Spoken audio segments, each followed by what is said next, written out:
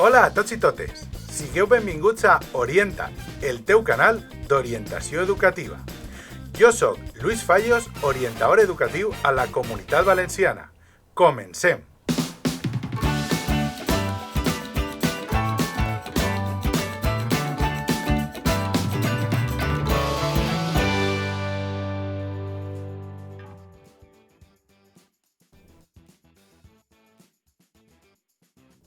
Hola a totes i tots! Aquest és el quart vídeo d'aquesta col·lecció de 5 dirigit a professores i professors en el camí cap a la inclusió.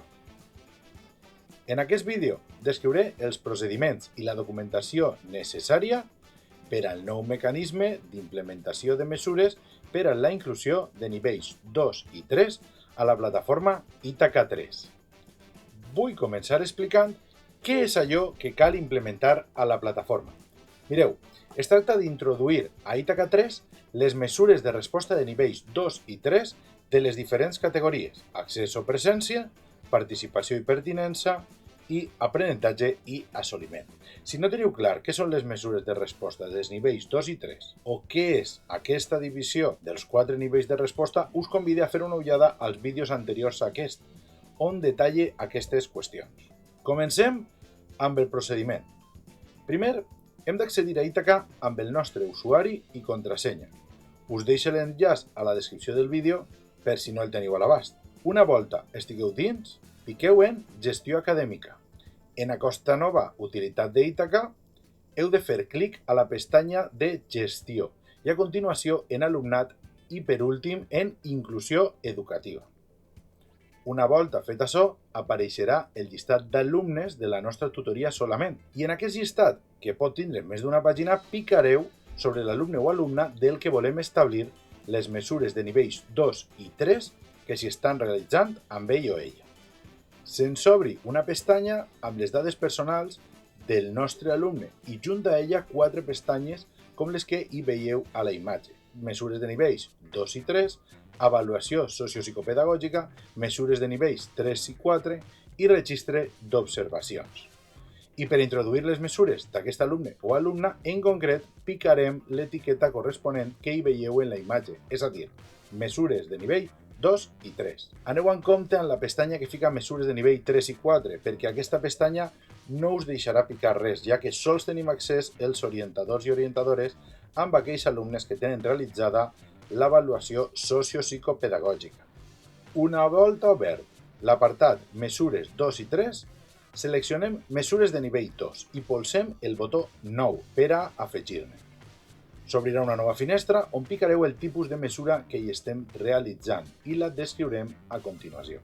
Una volta les tinguem totes implementades, li fem clic al botó Guardar. Si necessiteu revisar les mesures de nivell 2 i 3 que es poden aplicar o que s'estan aplicant, o si no sabeu ben bé a quin nivell pertanyen les que esteu aplicant, us recomane que reviseu les tables de mesures que us deixe annexes a la descripció del vídeo. O encara millor, contacteu amb l'orientador o orientadora del vostre centre perquè us ajudi. A continuació, podem repetir el procediment amb les mesures de nivell 3 de la mateixa forma.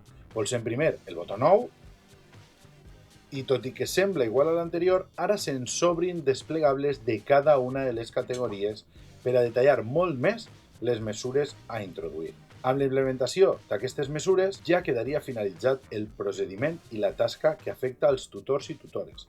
Però abans d'acabar el vídeo, repassaré molt breument les mesures de resposta de nivell 3 que ens ofereix la plataforma. I no oblideu picar al final en el botó de guardar. Mireu, hi ha descrites a Ítaca 3 5 categories de mesures de resposta. Algunes ja les coneguem, com eren les 3 primeres, accés, aprenentatge i participació, i les altres 2, tot i poder trobar-les dins de les anteriors, les han configurat com a independents.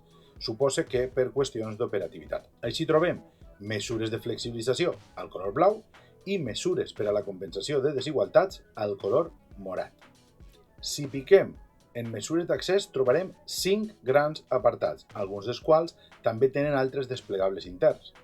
Destaquem d'aquestes mesures les de coordinació i les d'accessibilitat personalitzada. De les mesures per a l'aprenentatge que apareixen, vull destacar les de reforç pedagògic, les adequacions personalitzades de les unitats didàctiques de la programació i els itineraris personalitzats en formació de persones adultes.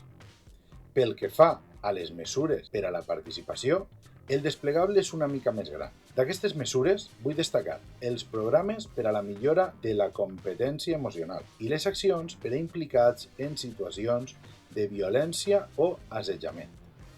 Per acabar, ens queden les mesures de flexibilització i per a la compensació de desigualtats, on trobem, per exemple, mesures de suport personalitzat enfront a situacions de desigualtat i desavantatge. I amb això acabarem aquest quart vídeo, convidant-vos a veure l'últim de la sèrie sobre el procediment per a l'avaluació sociopsicopedagògica. Espero que us hagi sigut útil i si teniu preguntes o dubtes us recomano que us fiqueu en contacte amb els vostres orientadors o orientadores, tot i que podeu deixar-me'ls a la descripció del vídeo i us els tractaré de contestar tan aviat com em siga possible.